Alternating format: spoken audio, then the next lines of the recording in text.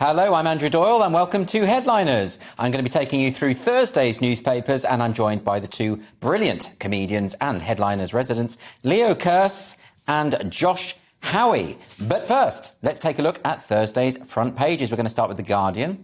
And they've run with Congress imbalance as Biden defies expectations. That's reporting on the midterms there. The Telegraph has nurses to stage first national walkout. We're going to be talking about the nurses' strike in just a moment. The Sun has an image of Friends star Jennifer Aniston, My Secret IVF Battle.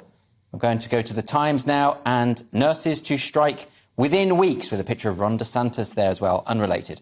The Daily Express has Suella attacks police for failing to stop eco-mob. And finally, the Daily Star runs with Ooh Matron, nurses to strike. Bit of a flippant approach there to such a serious story. And those were your front pages.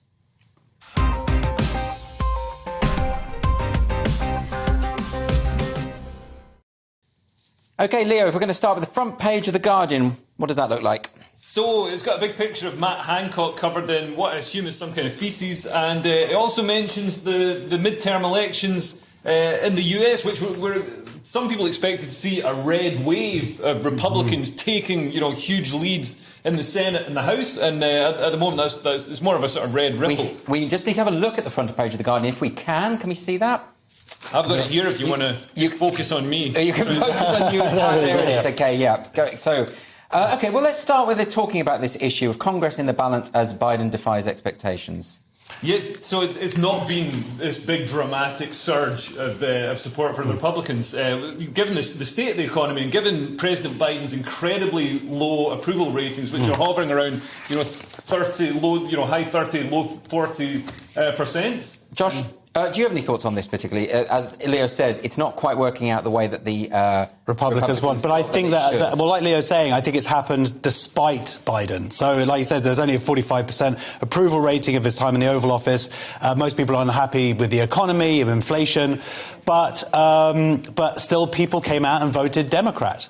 Yeah, which is really interesting. It is nice also to see that picture of Matt Hancock looking probably the sexiest I've ever seen him, covered. The newspapers are really going for Matt Hancock all the time at the moment. But just to bring it back to the midterms at the moment, so, why is it that pollsters are always getting it so wrong? They've got it wrong. They got it wrong with Trump's election. They got it wrong with Brexit.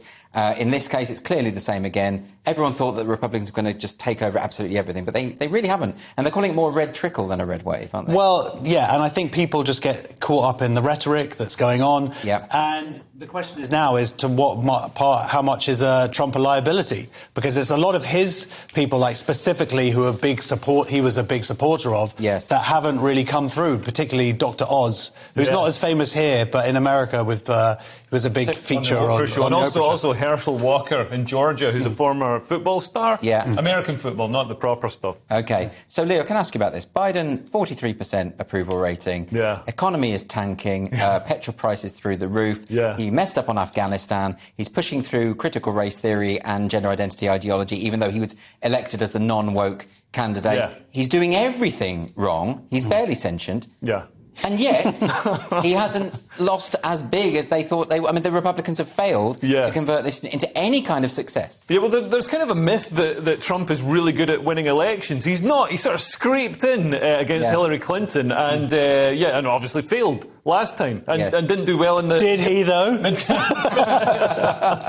I mean, what's interesting is the abortion thing. So there's a sort of de facto ban on abortion in certain states through the repealing of Roe v. Wade, and that seems to have sort of galvanised the unmarried women vote. So the breakdown of voting is really interesting. So 56% of married women voted Republican, big lean to Republicans, but 68%, a huge lean of unmarried women went to the Democrats. So for degenerate, unfulfilled women, they really are the party of choice. So, Josh, I want to ask you about this. I mean, you mentioned Dr. Oz, Mehmet Oz, who's running in Pennsylvania, and lost to John Fetterman, who is not well. No, he's not well. He's got a goatee. Well, I was thinking more of a stroke. Okay. Well, he's got a SCOTY and he had a stroke. Well, the issue here, though, it seems to be that all of the candidates that Trump endorsed have done really, really badly, and all of the candidates that he didn't have done really, really well. Now, if he is, we think he's going to announce on November the 15th that he's going to be running again. Isn't it just the case now that really his time is over, and he should just kind of? Apparently, he's been screaming since these results came out at his inner circle and blaming his wife. Yeah, and it was her fault, to be fair. But putting what you said into numbers, this is kind of incredible. The people he backed, their vote share only increased 1.3%, compared to 6.9% for the counties where he wasn't involved in the race. It shows that people really, even though he might have a very vocal group of supporters, the reality is I think some Republicans still are actually don't really want to be associated with him and the possible threat to democracy that he might represent. It's worth remembering that the Senate could have a Republican majority at the moment as the numbers come in. I think that's still the case. And the House is likely to have a Republican majority. And Democrats outspent Republicans hugely in this race. So it shows that, money can buy elections. And if you're a corrupt money-driven party like the Democrats, like every leftist party. Then, I'm sure that doesn't apply to Republicans at all. Not at all. OK, let's not make it such a partisan show. Can we have a look at the front page of the Telegraph now, if possible? Josh, can you talk us through that? Well, you've got a big picture of DeSantis. And a nice little headline here. DeSantis comes... Is that his child? A really cute child, so I'm not sure if he's just brought this child in. It's one of his daughters, Josh. Stop being so cynical. OK, yeah, sure. DeSantis comes up trumps. Is that wordplay? Hey, go Telegraph. This is obviously going to be partly about whether he runs or not. That's the big... I mean, this has been a big boost for him because, of course, before the election, last week you had Trump sort of denigrating him and calling him DeSanctimonious and whatever. Well, he's got a nickname for absolutely everyone, hasn't he? That's a pretty rubbish one. This is one thing that he's really mastered in his time in office. He really mastered the art of the cutting nickname. Yeah. So... Can I ask about this, Josh? Because, OK, the last time that DeSantis won Florida, it was by 30,000 votes, which is basically nothing. It's 0.4% of the vote share. This time he won by 1.5 million. He has absolutely nailed Florida, right? Yeah, so 19 points ahead. He's completely turned Florida into his state, a Republican state, in 4 years, because he's a good governor, right? So is it just not the case? And obviously this is very bad news for Trump. But watching Biden earlier talking about whether he's going to run or not, he's stuttering, he can't really form sentences. Watching DeSantis' speech, he's confident, he's articulate, he knows how to govern. Isn't he going to... Well, he's about 100 years younger. Well, there's that as well. But don't you think, Josh, that all of this points to the fact that Trump's time is over, it's really going to be DeSantis next time? If DeSantis is running against Biden, that's not a competition, is it? No, and I think DeSantis, I mean, look, he's helped because the demographic of Florida has changed over the last few years. But it's with older people shift. coming. It is, but also there's arguably the way that he reacted to COVID, keeping the school systems open. I mean, in a bigger picture, this could be sort of a larger look at how to deal with that. Yes. Well, people were migrating to Florida because they had freedom. Getting it up and running again. All these Democrats, like AOC, were saying,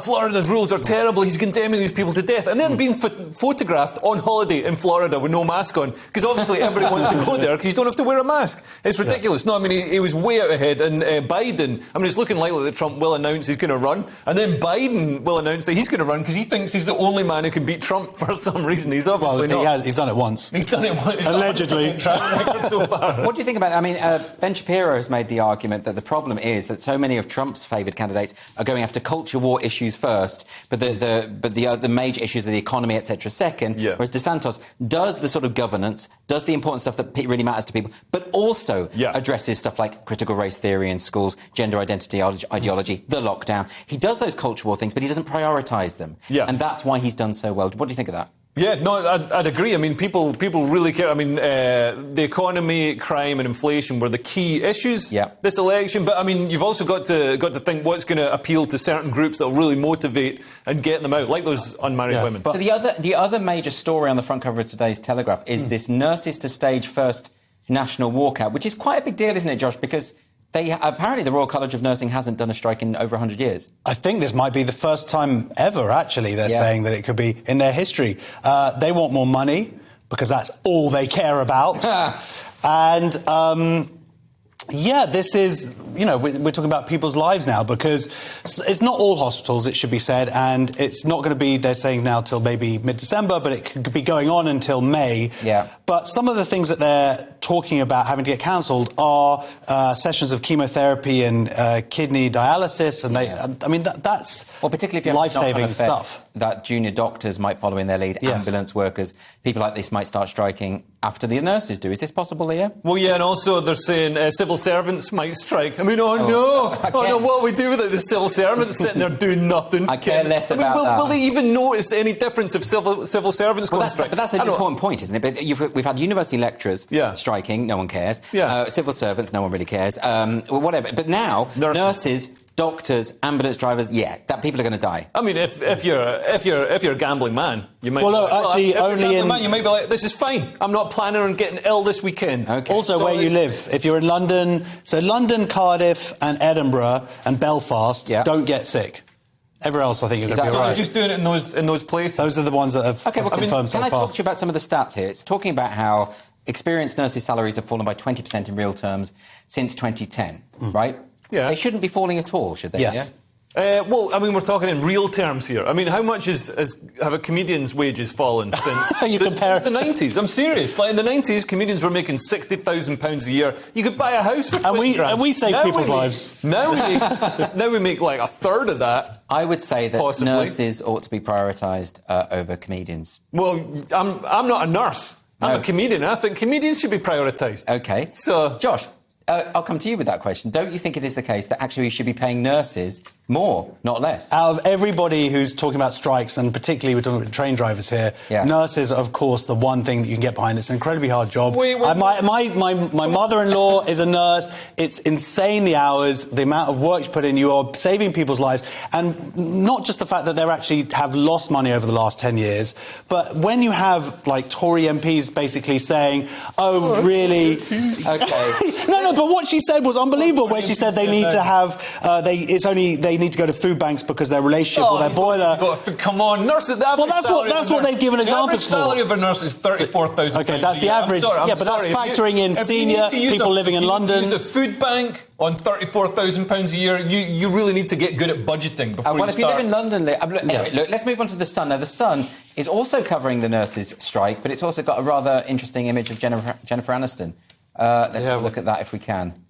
No, it's gone, but it's a nurse story. It is a nurse story. It's nice that they've got a massive picture of Jennifer Aniston, and then they've just stuck the nurses on strike. Oh, there you can see it. So if you look really close, you could see something about nurses. Yeah. But you can also focus on Jennifer Aniston's bottom. What kind of pose? And her bottom is not going on strike. It's not. Okay. It does not quit. It clearly doesn't quit. But nobody actually lies like that, do they? That's not a natural pose. Nick Dixon lies like that. Yes, he does, actually. I've seen him doing that in the green room. He reclines. He's a recliner. But I don't... I mean, anyway, let's leave Jennifer Aniston aside. Let's keep on talking about it. You want to keep on talking about Jennifer Aniston. I think it's good that the nurses are getting some coverage. And, but I know you and I disagree on this, Leo, but I do think, we should be paying frontline people more money because it should be a competitive job. It should be something that people want to get into and, Yeah, so if we're going to make it a competitive job, let's make it a competitive industry and open it up to the free market.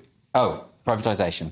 Well, yeah, in America, nurses get paid loads. They do, and poor people die because they can't afford healthcare. Well, I mean, if you're going to be...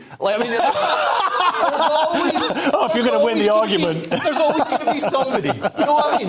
If it's not the nurses not getting enough money, it's the poor people dying, or it's me having to pay tax. It's one of them. And the one that I don't like the most is me paying tax. I wonder why. OK, front cover of the Times now. What are they running with, Josh? Well, they've got that picture again of DeSantis, and they've got his daughter there. Now, I feel sorry. I think he's got 3 kids. Right. And I feel sorry for the other ones. So they've specifically focused, like, this is the cutest kid. Yeah. This is the photogenic one. Yeah, and how do the other kids feel about this? Like, why does Mary get to go with Dad on the front campaign? So they're obviously all, not as cute as this But this interestingly, child. the main story at the top there on the Times front cover is Russia, which is withdrawing... yes, This is a huge, arguably the biggest setback so far for Putin. They pulled out of Kherson. That was the only city that they had taken. Kherson, right? And Kherson. And the capture is going to be greatly embarrassing for Vladimir Putin. It's a regional capital, the only one that they captured. Even weeks ago, like last week, they had their sort of propagandists were there saying, Kherson will always be part of Russia, and they had sort of Kherson emblazoned on banners in Red Square. So this is a big loss. Now, they're trying to say that it isn't. They're trying to say it's sort of like, we're just crossing to the other side of the river. But they're doing that because they know if they remain, they're going to be obliterated. Yeah. Now, Leo, this is interesting. As Josh is sort of alluding to there, this is a major symbolic defeat for Russia as well. In terms of morale, this can't be good. Given that they've made so much of Kherson as a... and it comes after... I mean, there have been other really big symbolic defeats for Russia. There's obviously Kharkiv, which they lost. There's the retreat from Kyiv and the sinking of Moskva, their flagship in the Black Sea. But this actually could be an indication that Russia is starting to fight more intelligently in the war. So it's slightly by retreating back to Russia. That is intelligent. They're retreating across the other side of a river, and it's very difficult to maintain supply lines that far from the Russian border and cross that river.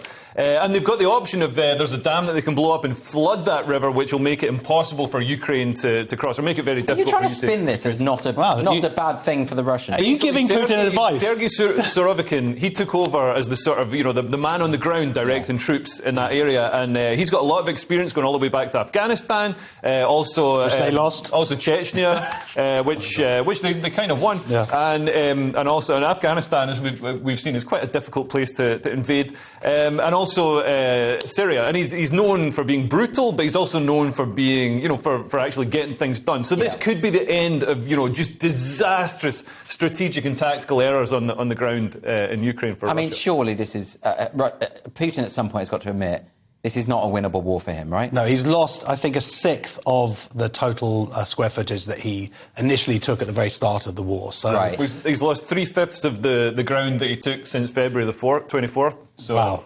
Okay. All right, well, look, let's move on to another paper now. The front cover of the Daily Express. Leo, what have they run with? So, King Charles now, of course. Yes. You keep forgetting. Yeah, he's always going to be Prince Charles to me. And Camilla, who I thought, well, she'd never be queen, but she isn't. She's some sort of consort. Sounds a bit saucy. But anyway, they were attacked by eggs in York. I mean, that's worded badly. They weren't attacked by eggs. Eggs were thrown at them by a person. I mean, I can only hope that they were Clarence Court. I wouldn't want Prince Charles to get hit by anything other than a Burford Brown. You know what I mean? What's this main headline on the Express? Suella attacks police for failing to stop eco-mob. Oh, yeah, so that is... Suella Braverman has criticised the police for institutional reluctance in tackling eco-protesters such as Just Stop Oil, and she wants more common-sense policing. I've never seen a politician call for anything other than common-sense policing. But for what's the opposite of that? Nonsensical policing. What we've got right now... Surreal. At the moment, we've got... Whimsical police. What we do, we've got these Dali-esque scenes of the police handing out bottles of water to protesters who've glued themselves to the road, instead of handing out fines and smacks her in the head with a truncheon. But now the head of the police, I can't remember which... Sir Mark Rowley. That guy. He's saying, we're going to start using angle grinders to cut... when the protesters de-lock their heads, their necks to places, they're going to use angle grinders to cut them off. And I'm really looking forward to some a little shaky hand, like new constable. He also accidentally... those things are tough. You're actually looking forward to accidental decapitations. And some deliberate ones. Yeah. Okay. Yeah. And there won't be any nurses around to help them out afterwards. Well, moving on from that, because there is that thing in the front cover of the Express. It's no yoke being a king, right there in the corner. You did mention it. Yeah. Josh, this is a bizarre one because the protester threw these eggs at Charles and Camilla. 4 eggs. 4 eggs? Is that treason? I think 3 eggs is fine, but 4 is taking it to beheading. Well, it's very unclear why this happened. Now, the protester shouted, "This country was built on the blood of slaves." Yeah. Why do people keep protesting about historical events? Do they expect him to go back in a time machine and sort this out? Is that what this is about? It could just be mental. It could be that. It could just be that. But the interesting, in the immediate aftermath, people were saying, is Republicans of the Queen's death, is Republicanism going to increase once you can actually pronounce it properly? Yeah. And now that a bit of time and we're moving a bit beyond the sadness of her passing. I'm still sad. You're still sad, are you? OK, well, I'm still sad a little bit, but less sad. But the point is, are people going to start having that conversation? I actually think King Charles has settled in pretty well into the whole role. Well, he's dodged eggs. He's dodged eggs. They weren't anywhere near it. They landed like 4 feet away from him. Well, actually, what was fun was that a suited protection officer positioned himself next to Charles and briefly held his shoulder. So I'm sort of thinking they might do a remake of In the Line of Fire. This is like, I took an egg for the for the king. Well, if you ever look at the front page of the Daily Star, they've also gone majorly with the nurse strike. But the king is egged is there as well. The king is... And that's a sort of... I would have thought they'd come up with something better than that. The Star is usually known for its kind of its puns or whatever, and they've kind of given up with here. that as the main story. King is egged. King that is seems like very much their brand. Yeah, they're getting very political here on the sort of nurses. I don't know. The headline "Ooh, matron" seems somewhat to undermine them somehow. Well, yeah, that's Kenneth Williams doing a sort of.